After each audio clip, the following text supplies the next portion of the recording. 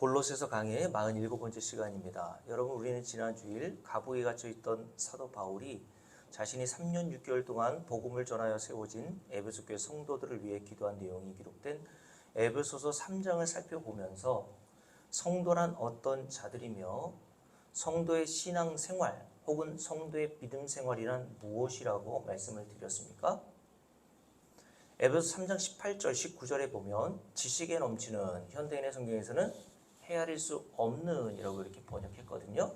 그 지식에 넘치는 그리스도의 사랑을 알고 그 지식에 넘치는 그리스도의 사랑의 너비와 길이와 높이와 깊이가 어떠한지를 깨달아가는 자들이 성도입니다.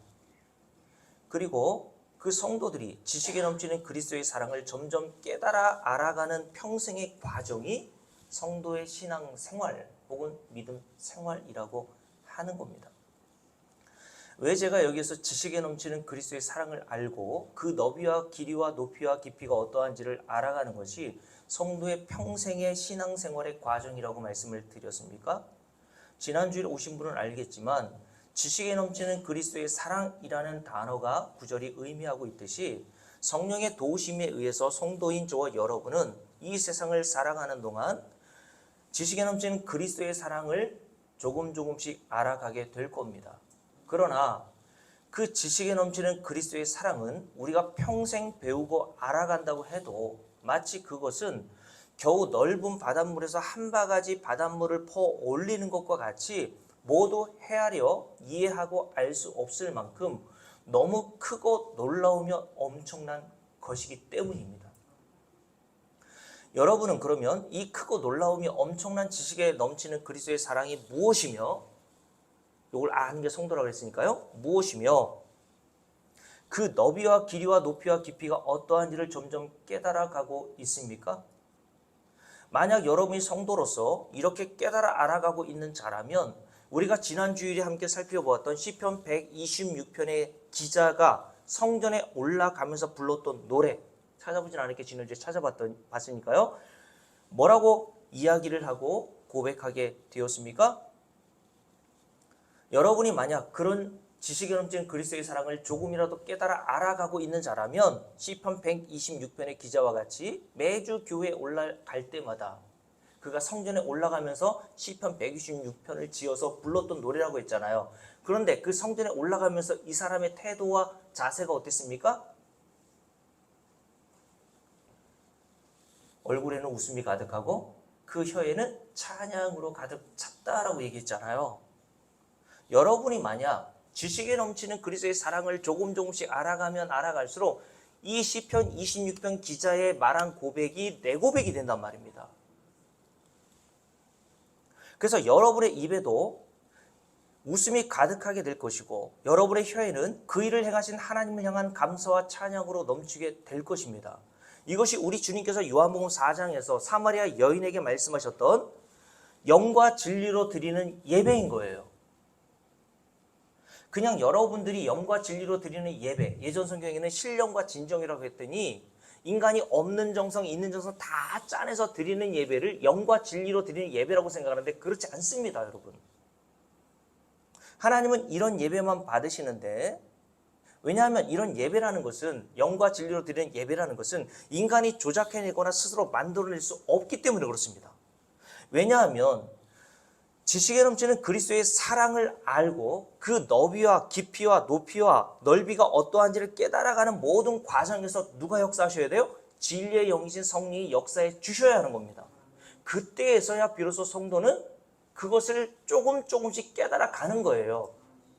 그래서 머리이신 예수 그리스도, 우리가 골로새 1장 18절 예수 그리스도를 뭐라고 배웠습니까? 함께 읽습니다. 그는 몸, 저와 여러분, 교회의 뭐가 되신다고요? 머리가 되신다.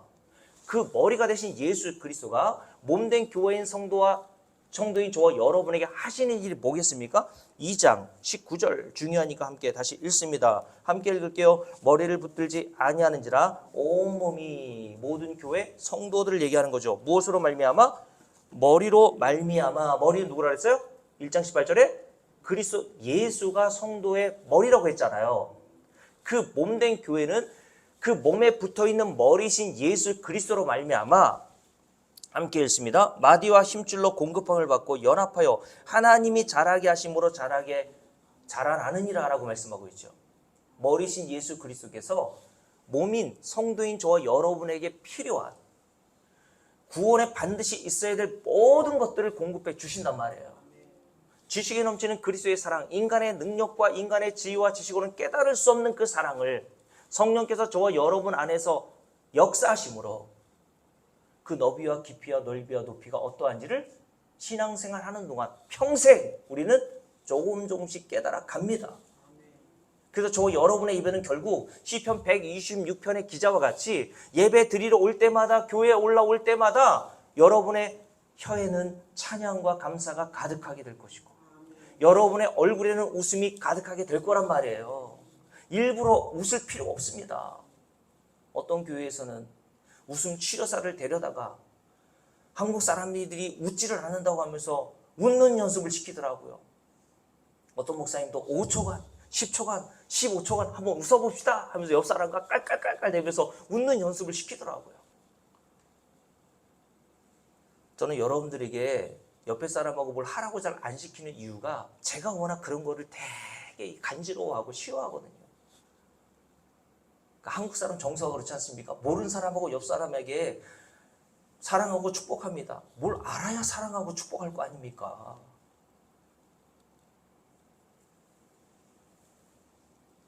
여러분, 성령께서 저와 여러분에게 오셔서 저와 여러분이 도저히 깨달아 알 수 없는 이 지식에 넘치는 그리스도의 사랑의 너비와 깊이와 넓이와 높이가 어떠한지를 깨닫게 하셔서 예배에 참석하는 저와 여러분의 입과 저와 여러분의 입이 하나님께 대한 찬송과 감사가 가득하게 되고 예배 드릴 때마다 그 은혜를 주신 하나님에 대한 영광의 예배가 드려지게 되기를 주의 이름으로 축복합니다. 이런 예배를 어떤 예배? 영과 진리로 성도가 드리는 예배라고 한단 말입니다.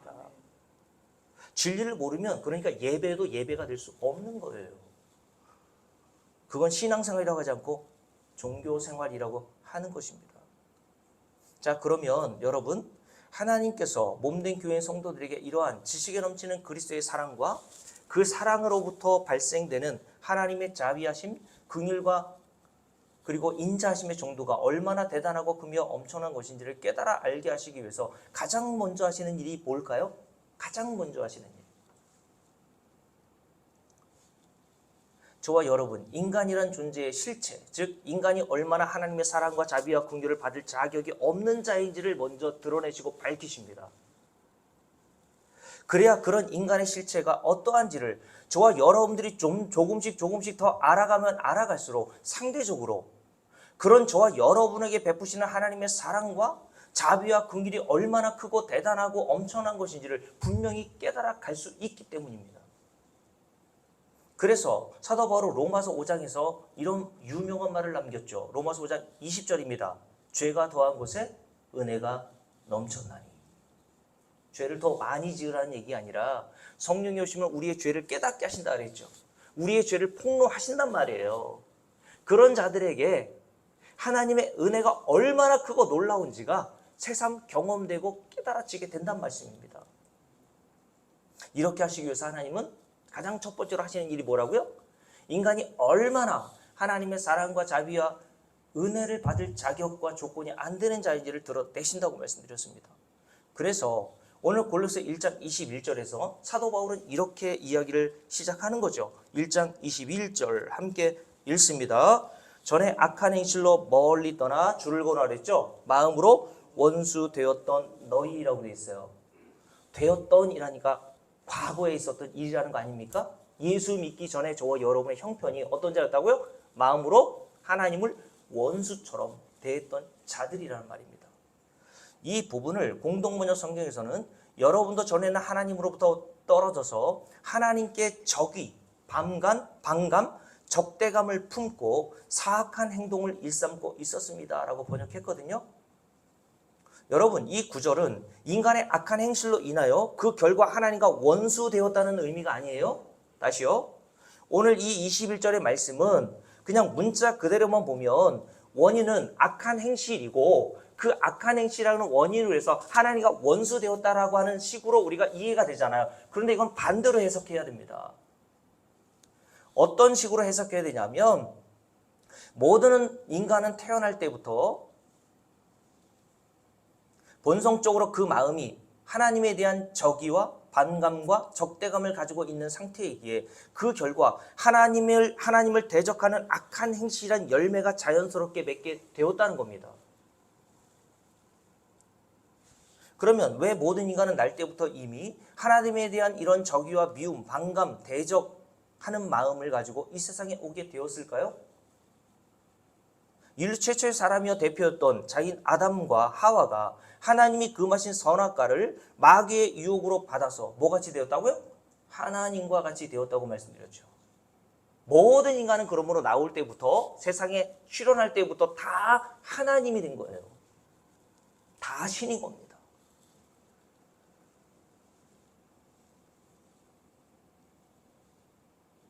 그래서 그 결과 하나님과 같이 된 인간에게서 나오는 열매, 악한 행실이 뭐겠습니까? 첫 번째, 하나님과 같이 된 인간은 하나님께서 피조물에게 있으라고 하신 자리, 그 자리가 어떤 자리예요? 피조물이 있어야 될 자리. 하나님의 도움과 은혜와 자비가 없으면, 공급이 없으면 절대 자신의 생존이 불가하다는 사실을 알고 하나님을 절대적으로 신뢰하고 의존하고 의지하며 사는 자리가 피조물이 있어야 될 자리라고 하나님께서 명령하셨습니다. 인류 최초의 사람이었던 아담과 하와가 범죄하기 이전에는 그 자리에 있었거든요. 그래서 하나님께서 모든 피조물을 창조하시고 난 다음에 하신 말씀이 뭐라고 했습니까? 보시기에 좋았더라 라고 말씀하셨는데, 요걸 히브리어로 토브라고 얘기했고, 기억하시죠? 이 토브라고 하는 뜻은 선하다라고 하는 뜻이라고 말씀드렸잖아요. 피조물이 있어야 될 자리, 저와 여러분이 있어야 될 자리, 하나님 절대 의존의 자리, 그 자리가 어떤 자리? 예수 믿는 자리란 말이에요. 예수 그리스도께서 십자가에 행하신 그 공로만을 꼭 붙들고 있는 상태, 그게 하나님이 성도들인 저와 여러분에게 선하다고 하시면서 있으라고 한 자리란 말이죠. 근데 모든 인간은 하나님처럼 되었기 때문에 그런 하나님을 신뢰하고 의존하는 자리에서 떠났단 말이에요. 왜요? 자기가 하나님인데 누구의 도움을 받습니까? 하나님이라고 하는 존재는 도움 따위는 필요 없는 존재잖아요. 근데 피조물인 주제에 자기가 하나님인 것처럼 살아간단 말입니다. 그래서 인간은 하나님을 의존하여 사는 자가 아니라 자신의 힘을 믿고 의존하여 삽니다. 자신과 자신이 가지고 있는 힘이라고 여기는 돈, 건강, 이런 것들을 믿고 산단 말이에요.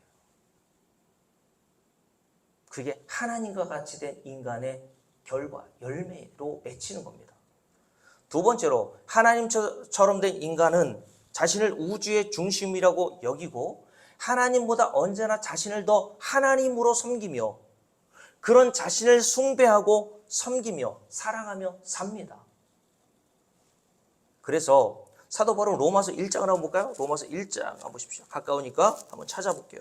로마서 1장에서 모든 타락한 인간에 대하여 이렇게 말씀하고 있죠.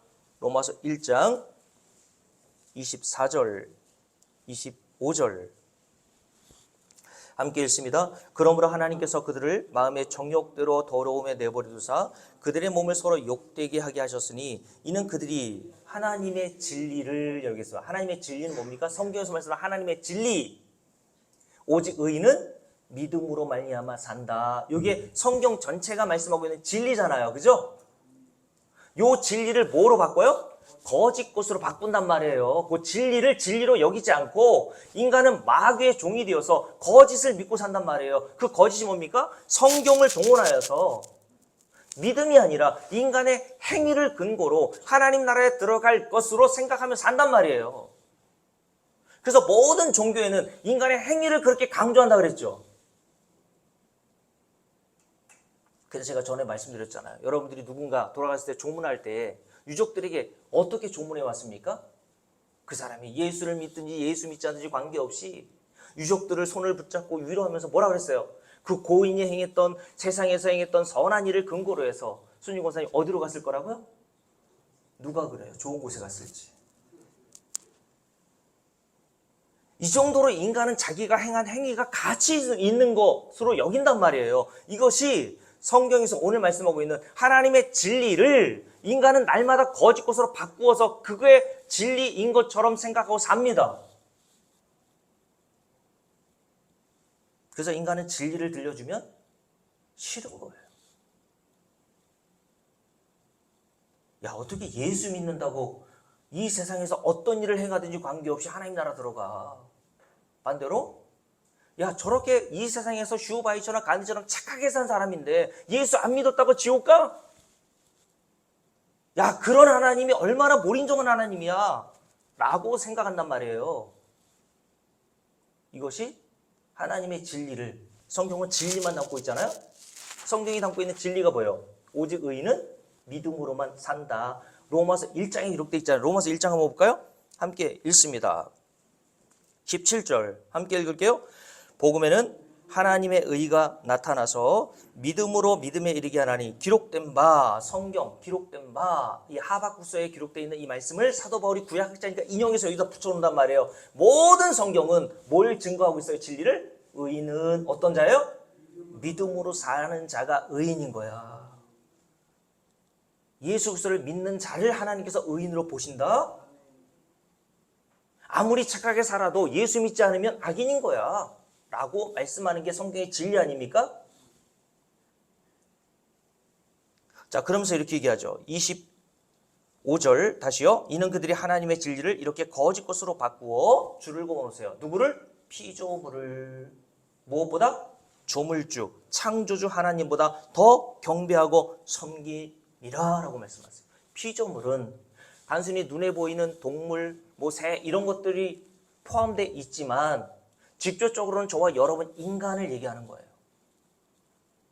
인간이 천지를 창조하신 하나님을 경배하고 섬기는 게 아니라 누굴 섬겨요? 인간 자신을 섬긴단 말이에요. 인간 자신을 경배하고 있단 말입니다. 인간 자신을 사랑합니다. 그게 하나님됨의 증거로 나오는 거라니까요? 아닌 것 같습니까, 여러분? 그러니 특정 종교인들이 어떤 눈에 보이는 형상을 만들어서 그 앞에 꾸벅꾸벅 절하는 것만 우상을 섬기는 자들이 아니라 저와 여러분이 하나님보다 여러분 자신을 더 사랑하고 섬기고 있다면 여러분과 저도 다 누구예요? 우상 숭배자들인 겁니다. 여러분, 우리 자신을 한번 생각해 보실게요. 예를 들어서 성도인 우리는 자주 주기도문을 외우면서 주님께서 가르쳐 주신 그 주기도문을 외우죠. 주기도문의 내용이 이렇습니다. 하늘에 계신 우리 아버지시여, 이렇게 시작하죠. 그래서 뭘 기도하라고 합니까? 하늘에 계신 우리 아버지여, 이름이 거룩히 여김을 받으시오며 뜻이 하늘에서 이루어진 것 같이 땅에서도 이루어지기를 원하나이다. 이렇게 기도하라고 하셨죠.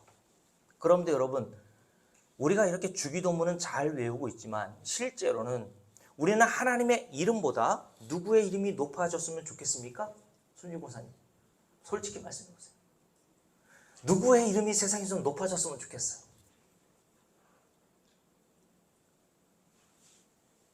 내 이름이 높아지고 싶지 않아요? 하나님의 뜻을 구하고 하나님의 뜻이 하늘에서 이루어진 것 같이 땅에서도 이루어지기를 구한다라고 말하고 있지만 실제로는 하나님의 뜻보다 누구의 뜻과 누구의 소원이 좀 이루어졌으면 좋겠어요? 내 소원이나 좀 이루어졌으면 좋겠지 않습니까? 그게 종교란 말입니다, 여러분. 근데 교회에 나와서도 하나님의 이름보다는 자기의 이름과 명성이 높아지길 원하는 게 인간이고요. 하나님의 뜻이 세상에 이루어지는 것보다는 내 뜻과 내 소원이 이 세상에서 실현되는 것을 원하는 게 인간이란 말입니다. 이게 뭐예요? 하나님처럼 된 인간의 모습이라니까요, 여러분. 그래서 우리가 늘 세상을 살면서 자주 기뻐하고 즐거워하며 때론 낙심하고 실망하고 좌절하고 애통하는 일들을 한번 생각해 보세요. 여러분 뭐 때문에 즐거워하고 뭐 때문에 기뻐합니까? 뭐 때문에 때론 낙심하고 실망하고 좌절하고 애통해 했습니까?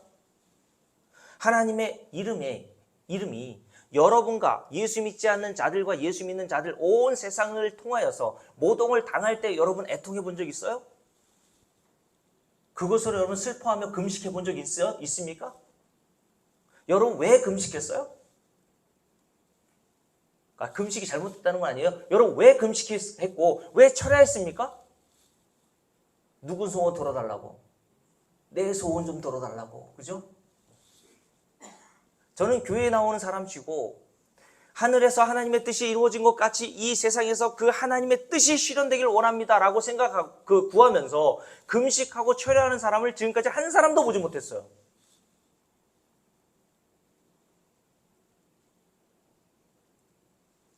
자기의 뜻과 자기의 이름이 땅에 떨어지고 실추되고 이루어지지 않으면 좌절하고 애통하는 사람은 보았어도 하나님의 뜻이 이루어지지 않는다고 해서 이렇게 애통하게 하고 좌절하고 슬퍼한 사람은 보지 못했습니다. 이런 인간의 본성이 바벨탑 사건을 통해서 드러난 거예요. 여러분, 노아 홍수 이후 인간들이 합세하여 공모하고 하늘에 닿아보려고 시도를 했던 그 바벨탑을 만든 목적이 무엇입니까? 창세기 11장 4절에 보면 사람들이 이렇게 말했다고 하죠. 또 말하되 자 성읍과 탑을 건설하여 그 탑 꼭대기를 하늘에 닿게 하여 뭐를 내자고요? 우리의 이름을 내자. 뭐를 내자고요? 우리의 이름을 내자. 현대인의 성경에서는 우리의 이름을 떨치자 라고 번역했고요. 새 번역에서는 우리의 이름을 날리자 라고 이렇게 번역했습니다. 인간의 본성은 우리의 이름을 좀 날리고 싶어요. 우리의 이름을 떨치고 싶단 말입니다. 세상에 한번 나왔는데 내 이름 석자 한번 남기고 싶다는 거예요, 인간은. 그래서 죽을 때 여러분의 이름을 다 어디에 남기고 가요? 비석에 남기는 거예요, 비석에. 비석에 남겨서 뭐 하시려고요? 제가 전에 여러분들께 한번 말씀드린 적이 있잖아요. 저도 목사로서 복을 몰랐을 때 제 이름 석자를 그래도 남기고 싶어서 비석에다 뭐를 쓸까 연구하다가 이렇게 써달라고 우리 제 아내라든가 제 친한 친구들한테 이야기했던 적이 있거든요. 하나님을 사랑하던 자 여기에 잠들다. 쓰시면 얼마나 멋있어요, 그죠? 그런 비석 하나 남기고 싶었습니다, 여러분. 이게 인간의 본성이라니까요. 그래서 인간의 본성에 의해서 속담이 나온 겁니다. 호랑이는 죽어서 뭐를 남겨요? 가죽을 남기고. 인간은 죽어서 뭘 남기고 싶어요? 이름 석자를 남기고 싶어 하는 겁니다. 그래서 여러분들이 헌금 목록을 딱 보면 누구의 이름을 제일 먼저 찾아봅니까? 내가 지난주에 헌금했는데 내 이름이 있나 없나? 남의 이름은 있나 없는지 관심도 없잖아요. 우리의 이름, 인간의 이름을 내세우고 떨치고 싶은 것이 인간의 본성이라니까요. 그게 하나님과 같이 된 인간의 모습이라는 겁니다. 그러면 여러분, 목사님 저는 예외라고 생각하지 않으시겠죠? 제가 좀 전에 말씀드렸으니까. 제 설교 영상을 전에는 밴드에만 올렸다가 보관기간이 밴드는 30일밖에 안 돼요. 그래서 완전히 삭제되거든요. 그래서 유튜브 영상으로 만들어서 제 아내가 올려주기 시작해서 1년 전부터. 올린 이유도 다른 사람에게 보여주고 싶어서 올린 것이 아니라 제가 좀 보관해 놓고 기회 있을 때마다 제가 설교를 어떻게 하고 있고 복음을 잘 설명하고 있는가, 자세하게 여러분들에게 잘 증거하고 있는가를 점검해 보기 위해서 유튜브에 올려놨거든요. 근데 언제부턴가 요즘에 그래서 일주일에 2번씩은 제 설교 영상을 점검하고 봅니다. 근데 얼마 전부터 누가 보는지 모르지만 조회수가 조금 늘었어요. 그리고 가끔은 좋아요 버튼도 눌려 있더라고요. 많지는 않아요. 2명 뭐 이렇게. 제가 하나 누릅니다. 그러면 여러분, 제가 누르지도 않는데 어떤 사람이 좋아요 버튼을 딱 누른 것을 보고 제 기분이 어떨까요? 그냥 기쁠 거예요? 째지도록 기쁘더라고요. 얼마 전에는 예배 후에 식사를 나누고 난 다음에 세종에서 오신 분들과 이야기를 나눌 기회가 있었습니다. 저는 그분들과 1시간 이상 대화를 나누는데 다른 말을 하나도 기억이 남지 않는데 딱 한마디 남는 말이 있어요. 김유재 집사님이 제 설교가 마음에 드셨는지 이런 말씀을 한마디 남기시더라고요. 목사님이 세종에 오셨으면 대박을 치셨을 거라고. 세종으로 갈 걸 그랬나 봐요. 그러니 여러분들은 너무 흔해 빠진 설교니까 매주 들으니까 그게 소중한 줄 모르고 듣는데요. 제가 올린 영상을 2번, 3번씩 듣는 분도 우리 교회 안에 있으시다니까요. 그리고 우리 교회를 오시기 전에 제가 설교한 영상을 보고 우리 교회에 오셔서 설교를 듣고 등록하신 분들 있어요.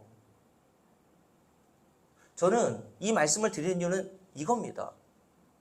제가 이 정도로 유명하고 대단해져 가고 있다는 말씀 드리는 것이 아니라 목사인 저도 이 정도로 하나님보다는 내 이름이 높아지는 것을 기뻐하고 즐거워하고 있는 인간의 그 본성이 남아 있는 겁니다, 여러분. 그 얘기를 하고 싶은 거예요, 저는.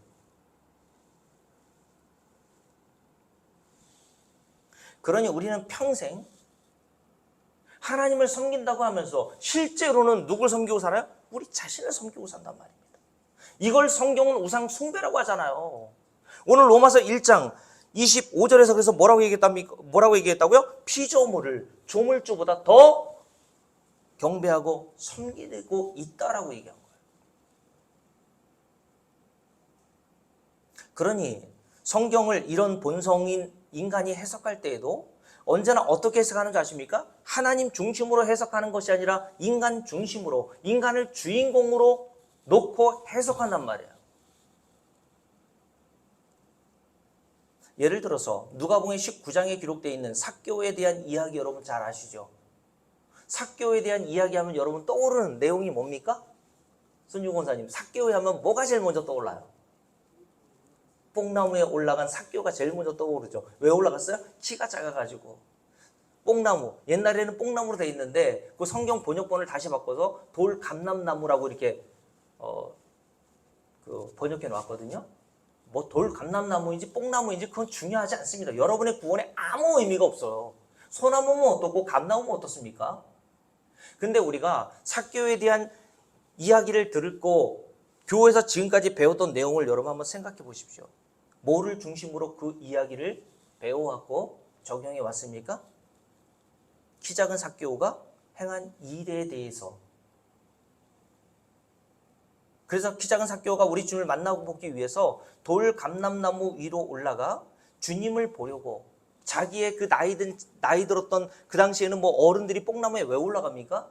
그거는 천박한 사람들이 그런 일을 하는 거예요. 그런데도 삭개오가 자기 자존심을 다 내려놓고 뽕나무에 올라가서 주님을 보기 위한 그 열심과 노력으로 주님으로부터 영접을 받고 구원을 받았다라는 식으로 해석을 해왔단 말이죠. 삭개오에 힘쓰고 애썼던 노력과 열심에 초점을 맞추어 배워왔습니다. 그런 삭개오의 노력과 열심을 보시고 우리 주님께서 감동하셔서 그 삭개오에게 내 집에 유하여야 하겠다. 그러면서 내가 아브라함의 자손이다 라는 구원을 선포하셨다고 배웠습니다. 그러면서 어떻게 적용합니까? 이런 키 작은 삭개오처럼 우리도 열심과 노력으로 우리 주님을 감동시키자. 그런 삭개오를 본받자라는 식으로 배워왔습니다. 마태복음 8장에 기록되어 있는 백부장의 비유 아시죠? 비유가 아니라 백부장에 대한 이야기. 병든 하인을 위해서 주님께 간청하잖아요. 주님이 가려고 했더니 백부장이 뭐라고 합니까? 말씀만 하시옵소서 라고 했더니 주님으로부터 어떤 말을 듣습니까? 이스라엘 중 아무에게서도 이만한 믿음을 만나보지 못했다 라고 하시는 말씀을 듣죠. 제가 전에 우리 교회에 5년간이나 인천에서 매주마다 내려오셔서 복음을 들었던 오샤랑 권사님의 집을 신방한 적이 있었어요. 몇 년 전에.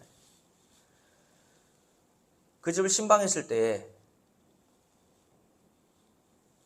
아마 다른 분이겠죠? 다른 분이 뭐 이렇게 갖다 놨는지 그 집에 그 인천에 있는 대형교회 주보가 한 장이 이렇게 놓여 있더라고요. 그래서 제가 유심히 살펴보니까 그때 마침 마태복음 8장에 기록되어 있는 로마 백부장에 관한 이야기를 주제로 목사님이 설교하신 내용을 요약해서 기록한 주보를 제가 보게 되었습니다. 그런데 그 주보에 실린 목사님의 설교 내용을 보니까 핵심적인 내용이 이 백부장이 우리 주님으로부터 아무에게서도 이만한 믿음을 보지 못하였다라는 칭찬을 들었던 이유를 쭉 설명을 하면서 그 원인이 다 어디에 있습니까? 백부장에 있다고 보는 거죠. 그러면서 결론적으로 적용하기를 이렇게 백부장과 같이 우리 주님을 감동시키는 믿음을 갖자라는 식으로 설교가 맞춰지는 것을 보았습니다.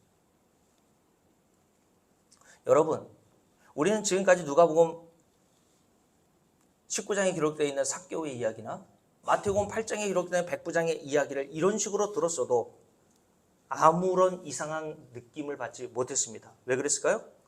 모든 인간은 아담과 하와 이후 하나님처럼 되었기 때문에요. 성경도 다 누구 중심으로 봐요? 인간 중심으로 보는 거예요. 그게 옳아 보이거든요. 그게 맞다고 생각되거든요. 그게 당연하게 보이거든요. 그러나 여러분, 삭개오의 얘기나 백부장의 이야기가 인간과 그 인간이 행한 일을 중심으로 보라고 주신 말씀입니까? 성경의 주인공은 언제나 하나님이시며 그의 아들 예수 그리스도십니다. 맞습니까? 그 주인공이신 하나님과 예수 그리스도를 드러내기 위한 목적으로 주변 인물들이 등장하는 거예요. 삭개오도 등장하고 다윗도 등장하고 노아도 등장하고 아브라함도 등장하는 것뿐입니다, 여러분. 그들은 연극이나 영화에 보면 엑스트라들 있지 않습니까?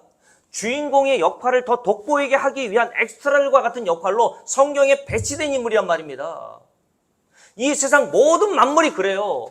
저와 여러분이 이 세상에 존재하는 이유도 마찬가지입니다. 그래서 골로새 1장에 뭐라 그랬습니까? 모든 만물이 그로 말미암아 창조되었고 무엇을 위해 창조되었대요? 하나님, 우리 주 예수 그리스도를 위하여 창조되었다. 맞습니까? 근데 하나님처럼 된 인간은 모든 인간 중심으로 이 우주의 중심을 자기라고 생각해요.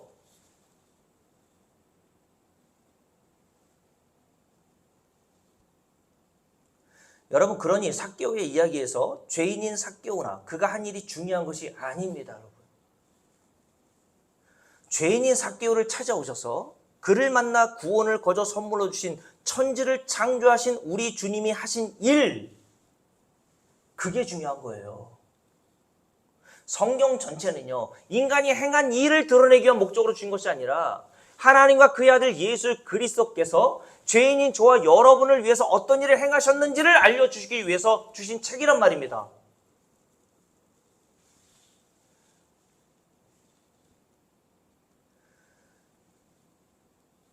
이것이 성경에서 여러분들에게 증거하고 있는 말씀이라는 거예요. 그래서 마이클 호튼 목사님이 쓴 그리스도 없는 기독교라는 책에 보면요, 어떤 것이 율법적인 설교이며 어떤 것이 복음적인 설교인가에 대해서 이렇게 얘기했습니다. 잘 들어보세요. 제가 읽어드립니다. 율법은, 율법주의 설교입니다. 율법은 우리에게 무엇을 하라고 말합니다. 그렇죠. 율법주의 설교는요, 대부분 사람들에게 뭘 어떻게 하라고, 자꾸 적용을 하라고 얘기해요. 삭개오처럼 사십시오. 백부장처럼 사십시오. 하나님을 감동케 하십시오. 이건 복음주의적인 설교가 아닙니다, 여러분. 그러면 복음주의적인 설교는 어떤 내용입니까? 복음은 마이클 호트 목사님이 이렇게 얘기한 거예요. 복음은 하나님이 그리스도 안에서 우리를 위해 무엇을 하셨는지를 말합니다. 율법은 우리가 해야 할 일을, 복음은 하나님이 우리를 위해서 하신 일을 말합니다. 이 둘은 아주 다른 말입니다. 이렇게 써놨습니다. 여러분, 제가 말씀드린 삭개오의 이야기에 대한 이 두 가지 관점 중 어느 것이 옳다고 봅니까? 인간 중심적으로 보는 게 옳아요? 아니면 그런 인간을 찾아가신 예수 그리스도를 중심으로 보는 게 옳습니까? 예수 그리스도를 중심으로 보는 게 옳죠.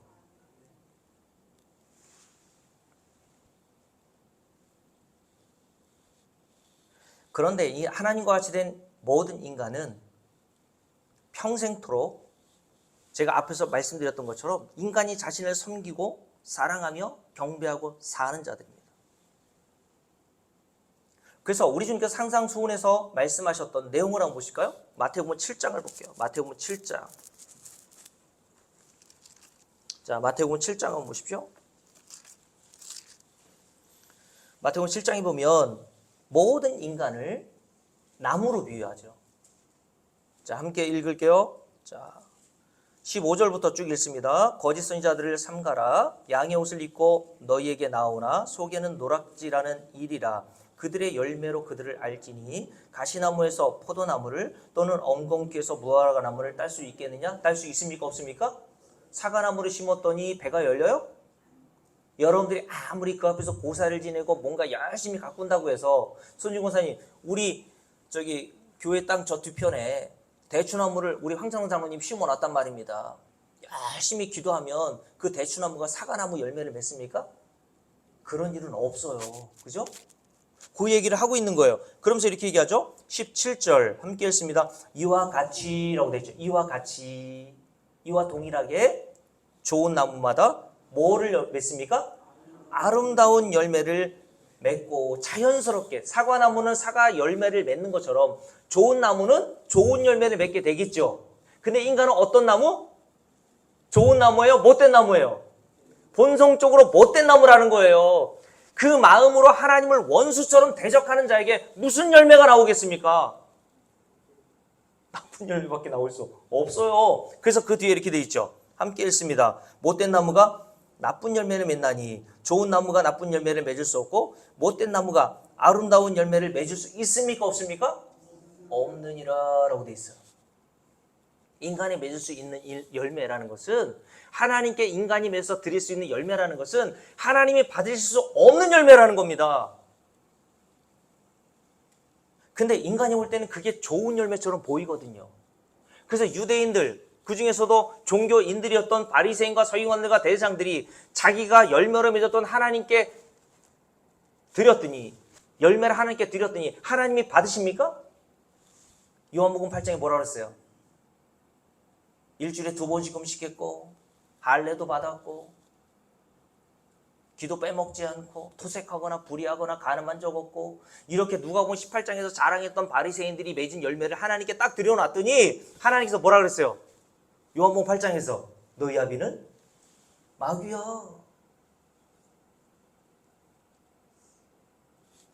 까무러칠 지경 아닙니까 여러분? 그러면서 주님께서 뭐라고 하십니까? 야, 너희 아비가 마귀인 증거로 나오는 게 뭔지 알아? 너희들이 마귀를 하고 있잖아. 너희들이 진짜 아브라함의 자손이 하나님의 백성이라면 아브라함이 했던 일을 해야지. 아브라함이 했던 일이 뭐예요? 손주권사님, 하나님을 믿으니 그 믿음을 의로 여기시더라. 근데 인간에게는 그 믿음이 나와요? 열매가? 안 나온단 말이에요 여러분. 그러니까 여러분들이가 저에게 그 예수 그리스도를 믿는 믿음이 나온다는 것은 내가 맺은 열매가 아니라는 얘기죠. 우리 안에 계시는 좋은 나무이신, 좋은 나무는 누구밖에 없어요? 예수 그리스도 한 분밖에 없어요. 예수 그리스도께서 우리 안에 오셔서 그 좋은 나무 대신 예수 그리스도께서 우리 안에서 좋은 열매를 맺게 하신단 말이에요. 그러니 그런 열매가 나왔어도 성령의 열매가 뭐라 했습니까? 사랑과 희락과 화평과 온유와 절제와 9가지 열매라 그랬잖아. 이 같은 것을 금지할 법이 없다. 무슨 말이에요? 사람이 그것을 제어할 수 없다는 말이에요. 사람이 막을 수 없단 말입니다. 그 열매가 나오지 못하도록. 왜요? 좋은 나무이신 우리 예수 그리스도께서 우리 안에 계시니까. 성도는 그 좋은 나무 대신 예수 그리스도가 맺는 열매가 그 가진 성도들에게 맺힌단 말이에요. 그러면서 이렇게 얘기하죠. 함께 읽습니다.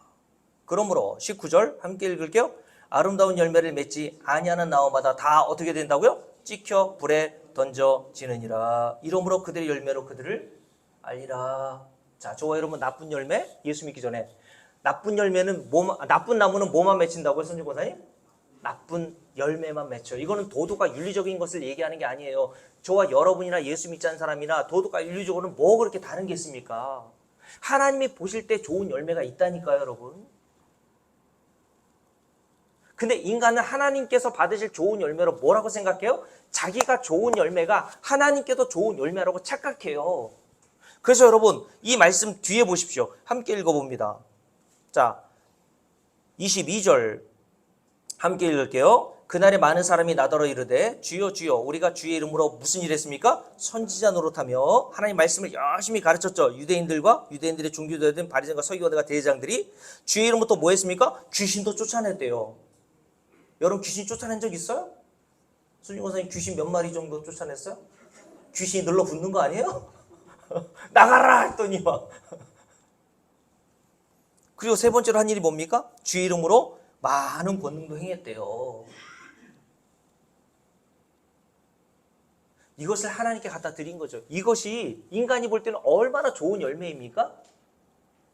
52주 한 번도 안 빠졌어요. 그거 잘못했다는 거 아니에요? 잘하는 겁니다. 11조 빼먹은 적 없어요. 아니 목사님이 하라는 거 다 했는데요. 그 열매를 하나님께 갖다 드린 거예요. 그때 주님께서 뭐라고 하십니까? 함께 읽습니다. 23절. 그때 내가 그들에게 밝히 말하되 내가 너희를 어떻게 한다고요? 도무지 알지 못하나니 불법을 행하는 자들아 내게서 떠나가라. 무슨 말입니까? 그들이 든 열매를 발로 걷어 차신단 말입니다. 가지고 가. 내가 언제 이런 거 가지고 그래? 지금 교회 다니는 많은 사람들이 바로 이런 일을 하고 있다는 거예요. 사람들이 괜찮아 보이는 열매, 교회에서 엄청나다라고 하는 그런 열매들을 하나님께 가지고 와서 하나님 요거 괜찮죠? 받으세요! 라고 했더니 주님이 뭐라고 하신다고요? 불법을 행하는 자들아 내게서 떠나가. 난 널 도저히 알지 못해. 못된 인간, 못된 나무는 못된 인간이죠. 이런 열매밖에 하나님께 드릴 게 없다니까요. 그러니 저 여러분들은 그날에 다 어떤 자들이에요? 하나님의 심판밖에 받을 게 없는 자들입니다. 하나님이 싫어하는 일만 한다니까요.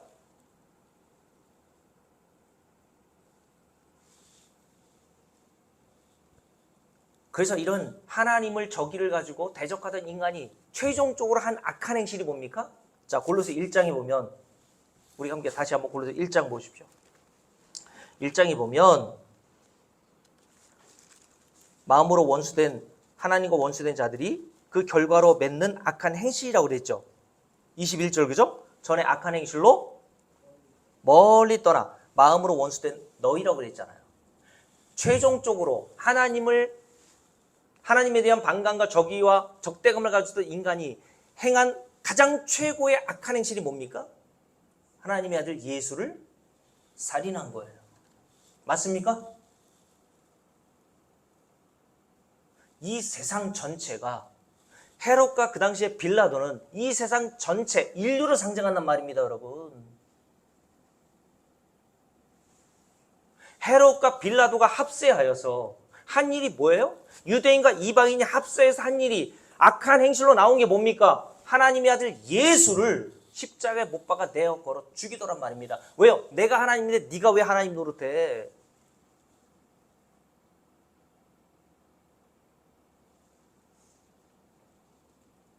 그래서 여러분 누가복음 23장 12절에 보면 이런 말씀이 기록되어 있어요. 제가 읽어드릴게요. 헤롯과 빌라도가 전에는 원수였으나 당일에는 서로 친구가 되니라.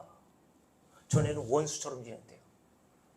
야당과 여당이 뜻이 맞지 않아서 매일 으르렁거리고 매일 잘못하고만 지적하잖아요. 그죠? 헤롯과 빌라도는요 서로 정치적인 색깔도 달랐고요, 취미도 달랐고, 인격도 달랐고, 모든 게 다 달랐어요. 좋아하는 게 다 달랐어요. 그래서 원수처럼 여겼대요. 근데 국회의원들이 서로 으렁거리다가 친구가 될 때가 있죠. 서로 언제? 월급 올릴 때. 그죠? 국회의원 월급 요 10만 원만 올립시다 그러면 그렇게 으렁거리던 여당이든 야당이든 국회의원들이 다 좋아가지고 하나 친구 되어 동의해 주지 않습니까? 여러분 헤롯과 빌라도가 이렇게 정치 색깔도 전혀 맞지 않은 서로 원수처럼 으리덩거리는 자들이 당일에는 서로 친구가 되었대요. 당일은 어떤 날? 예수를 십자가에 못 박는 그날이에요. 예수를 죽이는 데에는 한 마음 한 뜻이 되더라는 겁니다. 이게 어떤 자들의 상태라고요? 하나님과 원수된 모든 인간의 상태라니까요.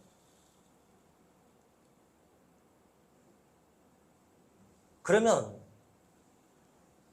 여러분 생각해 보세요. 하나님의 아들 예수는 어떤 분이시라고 성경은 우리에게 증거하고 있죠? 사도 바울이 성령이 임해서 예수 그리스도를 신성 모독자로 보았다가 어떤 자로 깨달아 알았습니까? 자, 골로새 1장 다시 읽어볼게요.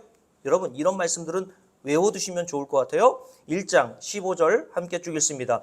그는 예수 그리스도죠? 보이지 아니하는 하나님의 형상이요라고 되어 있어요. 하나님의 형상이라는 것은 하나님과 본질이 똑같으신 분. 그러니 예수 그리스도는 누구라는 거예요? 하나님이시다라는 뜻이라고 그랬잖아요. 그러니 보이지 않는 하나님을 알려면 누구를 알아야 돼요?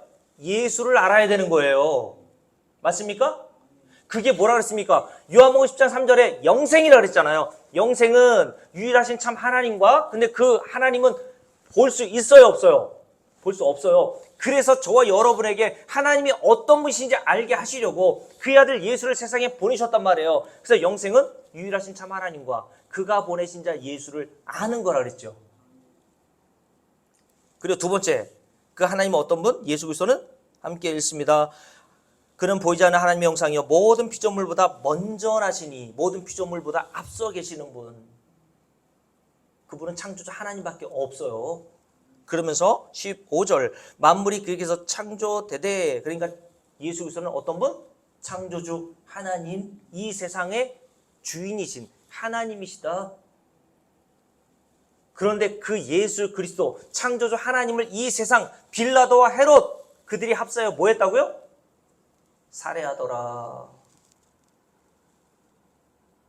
여러분 이 말에 실감이 됩니까? 야, 2000년 전에 그 나쁜 새끼들 그거 어떻게 인간이 그렇게 악하면 예수께서 무슨 잘못을 했다고? 내가 그 2000년 전에 살았으면, 강조사님 이렇게 얘기하는 거예요. 내가 2000년 전에 예수님이 십자가형을 당하셨을 때 내가 그 자리에 있었다면 모든 유대인들과 이방인들이 다 뭐라 그랬습니까? 예수를 십자가에 못 박아라! 그런 외침이 있었잖아요. 근데 간사님이 이렇게 얘기하는 거예요. 아, 내가 2000년 전에 그 자리에만 있었어도 나라도 예수님은 만왕의 왕이시오, 나의 구주이시오, 창조주 하나님이시라고 이렇게 외치다가 순교할 텐데 웃기는 소리 하고 있는 겁니다. 그게. 예수를 십자가에 못 박으라고 할 때에 강정무 장로님이 가장 앞에서 주동을 잘하니까요. 제 말이 너무 심한 것 같아요? 제가 바로 그때 살았어도 제가 맨 앞에 설 사람입니다, 여러분. 2000년 전에 유대인과 이방인 헤롯과 빌라도는요 모든 인간을 모용하고 있다니까. 저 여러분이라니까, 여러분. 그럼 여러분께 물을게요. 이렇게 결국 하나님을 원수처럼 대적하여 하나님의 아들 예수까지 살해한 이 세상은 다 어떻게 돼야 돼요? 어떻게 해야 돼요? 여러분과 저는 다 어떻게 돼야 됩니까? 멸망을 받아도 할 말이 있어요? 없다 그랬잖아요. 복음은 여기서부터 시작한다고 제가 지난주에 말씀드렸잖아요. 이걸 알아야 복음인 거예요. 그러니 여러분이 행한 일을 진짜 성경을 통해서 깨닫게 된다면 여러분이 행한 이 일을 통해서 애통이 나와야 되는 게 마땅하지 않습니까, 여러분? 여러분 그 일을 여러분들이 행한 일이라고 생각해 애통해 본 적 있어요?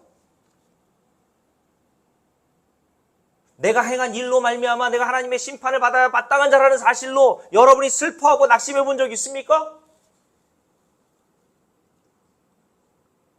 그래서 성경은요 성도를 가리켜 뭐라고 그러는지 아세요? 마태복음 5장 애통하는 자라 그랬어요. 애통하는 자가 복이 있다. 그들이 위로를 받게 될 거야. 여러분 뭐가 먼저 와야 돼요? 위로를 받기 전에 간증사로니 애통이 먼저 와야 돼요. 맞습니까? 마태복음 5장에 또 이런 말씀이 있죠. 의에 줄이고 목마른 자는 복을 얻는데 어떤 복? 저가 배부르게 될 것이야. 여러분이 아무런 구원의 조건과 자격이 없는 이런 멸망받아 마땅한 자라는 사실을 알아야, 의가 없는 자라는 사실을 알아야 의에 줄이고 목마르게 되잖아요. 하나님 이런 자가 어떻게 구원받을 수 있는 그런 기회가 있습니까? 하나님? 여러분 이런 일에 손유고사님 애통해 본 적 있어요? 있죠, 그죠? 그런 애통하는 자에게 하나님이 위로를 주신단 말이에요. 어떤 위로? 예수 그리스도를 통해서 하나님이 하신 일을 깨닫게 하시고 믿게 하셔서 우리를 위로해 주신단 말이에요. 그래서 여러분 에스겔서 9장 찾아보잖아요. 시간이 없으니까. 이스라엘 백성들이 다 범죄하여 멸망하게 되었을 때 하나님의 심판대 앞에 선 이스라엘 백성들에게 하나님이 어떤 자들만 멸망시키지 않겠다고 딱 분리해 놓으시냐면 죄를 짓지 않은 자가 아니에요. 그때 모든 자들이 다 우상숭배, 저와 여러분 다 우상숭배자라 그랬잖아요. 그죠? 근데 그 말씀에 이렇게 돼 있어요. 그들이 행한 가증한 일로 애통하며 우는 자의 이마에 표를 그리라 그랬어요. 그들만 내가 구원할 거예요. 그 이외에 늙은 자나 어린이나 남녀노소 할 것 없이 다 하나님이 심판하여 진멸할 거야. 오직 유일한 사람, 자기가 행한 죄로 말미암아 애통하는 그 사람, 우는 그 사람, 그 사람에게 내가 이마에 인을 표해 놓을 거야. 그 사람은 아무도 건드리지 못해. 그래서 성도는 먼저 뭐가 와야 된다고요? 애통하는 게 온다니까요, 여러분. 먼저 이런 자에게 드디어 복음이 선포되는 겁니다. 복음. 하나님의 심판 앞에 서 있는 인간에겐 그러므로 복음이 필요해요. 왜요? 인간은 죽음 앞에 설 때 다 두려움이 있습니다. 왜 인간은 죽음을 그렇게 두려워하는 줄 아세요? 죽음 자체가 두려운 게 아니에요. 죽음 이후에 어떤 일이 있을 거라고 히브리서 9장의 27절에 말씀하고 있죠? 한 번 죽는 것은 사람에게 어떤 일? 정하신 일입니다. 하나님이 정하신 건 사람이 한 번 태어났으면 죽는단 말이에요. 인간이 그러므로 애쓰고 용서도요, 영원히 살지 못해요. 제가 오늘 설교를 준비하면서 1967년도에 있었던 일을 보니까 어떤 한 박사가 심장병에 걸려서 죽었는데 죽기 전에 자기를 냉동인간으로 보관해달라고 그랬어요. 왜 그랬을까요? 앞으로 미래에 과학이 발전되면 냉동으로 보관된 자기를 다시 살려낼 수 있을 거라고는 가능성을 믿고 그 일을 해달라고 한 거예요. 지금도 냉동인간, 돈 많은 사람들은 죽기를 두려워해서 죽음 직전에 자기를 냉동인간으로 보관해 달라고 해서 지금도 냉동 창고에 보관되어 있는 인간들이 있다니까요. 근데 하나님께서 히브리서 9장 27절에 뭐라 하셨다고? 인간에게 한 번 죽는 것은 정한 거야. 그리고 그 뒤에 더 중요한 말씀이 나와요. 그게 끝이 아니야. 그 이후에는 심판이 있단다. 그 심판이 무슨 심판입니까? 영원한 사망, 지옥 형벌로 들어가는 심판 아닙니까, 여러분? 그러니 인간은 그 죽음을 두려워할 수밖에 없어요. 왜요? 심판주 하나님 만나는 것이 두렵거든요.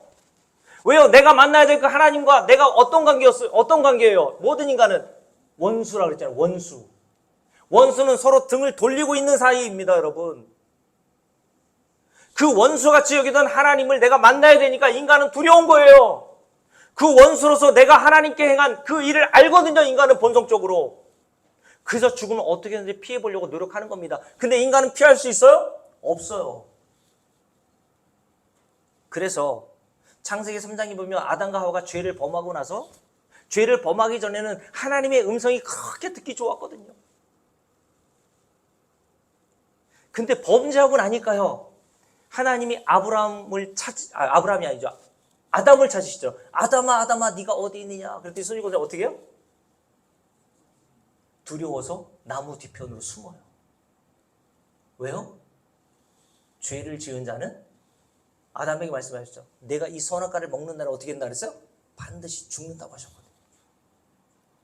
그래서 모든 인간은 심판대 앞에 서는 날이 두려운 겁니다, 여러분. 그래서 이사야 선지자를 통해 하나님 뭐라고 말씀하셨냐면 악인에게는 그러므로 평강이 없다. 진짜 평강이 없어요, 여러분. 근데 하나님께서 이 평강이 없었던 원수, 하나님을 대적하고 영원히 멸망받아야 될 저 여러분을 위해서 행하신 일이 뭡니까? 함께 읽어볼게요. 자, 골로새 1장 20절부터 쭉 있습니다. 그의 십자가의 피로 줄을 빡 바꿔 놓으세요. 화평이라는 단어. 화평을 이루사 만물 곧 땅에 있는 것들이나 하늘에 있는 것들이 그로 말미암아 자기와 화목, 줄을 빡 바꿔 놓으세요. 화목하게 하시기를 기뻐하십니다. 누가요? 하나님이 자기와 뭐 하기를 기뻐하셨다고요? 화목하게 되기를, 원수였던 저와 여러분과 화목하게 되기를, 화평하게 되기를 기뻐하셨대요. 우리가 원한 게 아니에요, 구원은. 내가 하나님께 먼저 가 손 내밀면서 하나님 용서해 주세요, 사과할게요, 그렇게 해서 구원이 이루어진 것이 아니라 하나님께서 원수였던 선지국 권사님에게 먼저 손을 내미시는 겁니다. 내가 너와 화목하게 되길 원한다. 너는 나를 원수처럼 대했고 내 아들까지 살해한 마땅히 형벌받아 마땅한 죄인이지만 그런 너를 내가 화목하게 되길 원해. 손을 먼저 내미신 거예요. 피의자이신 하나님께서 가해자인 저와 여러분에게 먼저 손을 내미신 겁니다. 화목하자.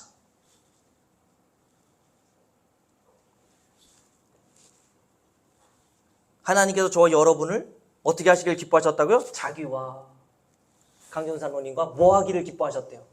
잘 살기를, 돈 많이 벌기를, 화목하게 하시기를 기뻐하셨다.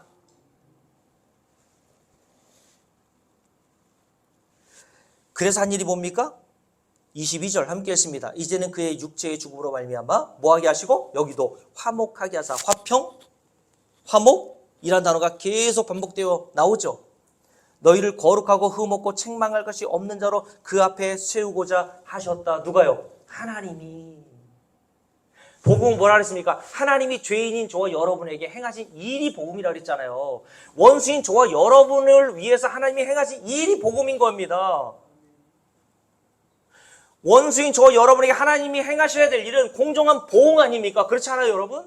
우리가 행한 일에 대한 대가를 지불하도록 하나님이 심판하셔야 되는데, 하나님이 오히려 우리에게 화목을 먼저 손을 내미시며 요청하셨어요.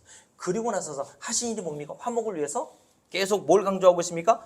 20절, 22절 말씀에 보면 계속 강조하는 게 뭐예요? 십자가의 피로, 그리고 또 그로 말미암아, 22절, 그의 육체의 죽음으로 말미암아, 다 누구를 가운데 끼워놓고 있죠? 하나님과 저와 여러분을 화목하게 하시기 위해서 하나님이 하신 일이 뭐예요? 자기 아들 예수를 세상에 보내주셨다는 거예요. 우리가 살해할 걸, 이 세상이 예수를 짓밟아 죽일 것을 알면서도 하나님이 자기 아들을 여러분과 저를 위해서 내어주셨단 말입니다. 뭐를 위해서? 화목하게 하시기 위해서. 그럼 뭐가 없어야 화목합니까? 우리의 죄가 없어져야 화목한 거예요. 왜요? 하나님은 죄를 참아 보지 못하시는 분이거든요.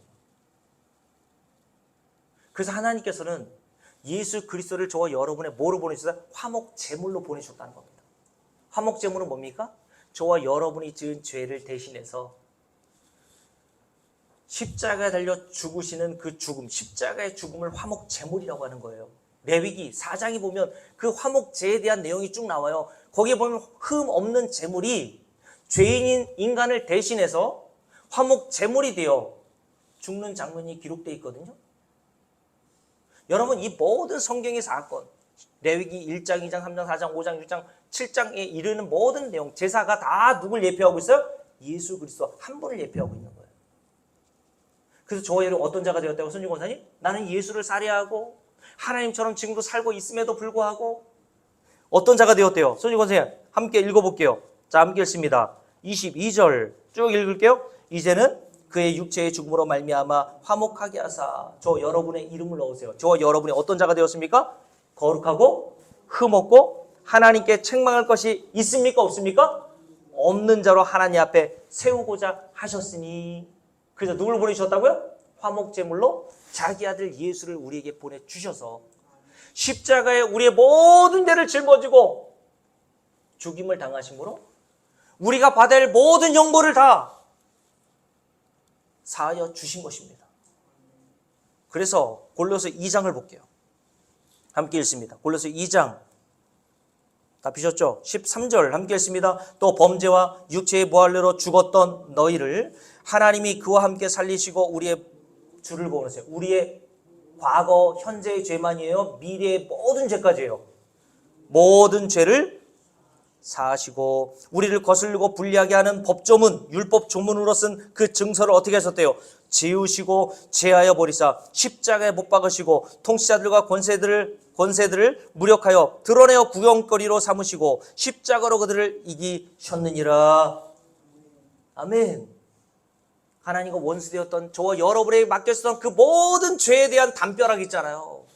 이사야서 선지자가 뭐라 했습니까? 하나님과 너희 사이는 무엇으로 갈라놓았대요? 죄악이 갈라놓았어. 그래서 인간은 거룩하신 하나님 앞에 접근할 수 없었습니다. 근데 예수께서 십자가에서 그 우리와 하나님과의 관계에 있었던 담벼락을, 죄의 담벼락을 다 무너지게 하셔서 우리가 하나님 나라에 들어갈 만한 흠 없고 거룩한 자로 만들어 놓으시고 죄가 없는 자가 어떻게 되었다고요? 화목하게 되었다 했잖아요. 어느 정도로 화목하게 된 줄 아십니까, 여러분? 여러분, 로마서 8장에 보면 사도 바울이 이렇게 얘기했죠. 로마서 8장을 마칠게요. 로마서 8장. 우리가 어느 정도로 하나님과 화목하게 된 자가 되었다고 말씀하냐면 로마서 8장을 보십시오. 자, 14절 함께 읽습니다. 무릇 하나님의 영으로 인도하심을 받은 사람은 곧 하나님의 누구라고요? 누가? 하나님의 영, 성령으로 인도함을 받는 저와 여러분이 곧 누구라고요? 하나님의 아들이라. 어떤 자였는데? 하나님의 원수였던 자였는데 예수 그리스도께서 십자가에서 행하신 일로 저와 여러분이 하나님의 아들이라고 하는 신분을 받은 거예요. 거저. 그러므로 15절 너희는 다시 이제 무서워하는 종의 영을 받지 아니하고 양자의 영을 받았으니 우리가 줄을 빡빡 꺼놓으세요. 하나님을 뭐라고 불러요 이제? 아빠라고 부르게 됐다는 거야. 아빠! 저는 제 아버지, 육신의 아버지한테 아빠라고 한 말을 한 번도 해본 적이 없어요. 제 아버지는 워낙 근엄하시고 자녀들에게 살갑게 대하지 못하셔서 제가 어렸을 때부터 아빠를 아빠라고 부르지 못하고 아버지라고 불렀거든요. 아빠는 어떤 표현입니까? 친근감의 표현이잖아요. 제 딸이 저한테 뭐라고 부를까요? 아버지 식사하셨습니까? 이러겠습니까? 아빠! 가끔 가다는 제 옛날 중학교 때 별명도 불러요. 땡칠이 이러면서 땡칠이. 이게 친근감의 표현 아닙니까 여러분? 이런 관계, 우리 선주권사님이 하나님의 원수되었는데 예수 그리스도로 말미암아 하나님의 자녀가 되어서 이제 하나님께 달려가면서 뭐라고 불러요? 아빠 하면서 달려가게 되었다는 거예요. 그러니 여러분 모든 성도는 이런 믿음, 예수 그리스도에 대한 믿음을 가진 자로서 이제 하나님과 화평하게 되었고 화목하게 된 자로서 죽음 이후에 있어질 하나님의 심판이 무섭습니까? 두렵습니까? 무섭거나 두렵지 않아요. 여러분과 제가 만날 하나님은 어떤 하나님? 우리를 사랑하시는 아빠 되시는 하나님이시란 말입니다. 그날이 속히 오기를 성도는 오히려 기다리는 겁니다. 그래서 요한복음 14장에 보면 주님께서 이런 말씀하셨죠. 내가 너희에게 평안을 주노니. 세상이 주는 평안이 아니야. 세상이 줄 수 없는 그 평안을 내가 내 자녀들 너에게 줄게. 그게 어떤 평안? 원수였던 우리의 관계가 하나님과 우리의 관계를 화목하게 하셔서 예수로 말미암아 하나님의 사랑받는 자녀가 되어 죽음 이후에 하나님께 아빠하고 달려갈 수 있는 그 은혜를 저와 여러분, 그 평안을 저와 여러분에게 주시기 위해서 예수께서 십자가에 달려 죽으신 줄로 믿습니다. 찬송가 412장 찬송할게요. 여러분, 성도는 교회 안에서 이 평안과 평화를 배우고 사는 자들입니다. 제가 제 어머니 돌아가셨을 때 이 찬송을 부르다가 다 끝까지도 부르지 못하고 눈물만 펑펑 흘렸던 기억이 있습니다. 여러분, 성경에서 말씀하고 있는 이 평화를, 이 화목을, 이 평강을 여러분들이 아십니까? 이 은혜를 구하면서 함께 찬송합시다.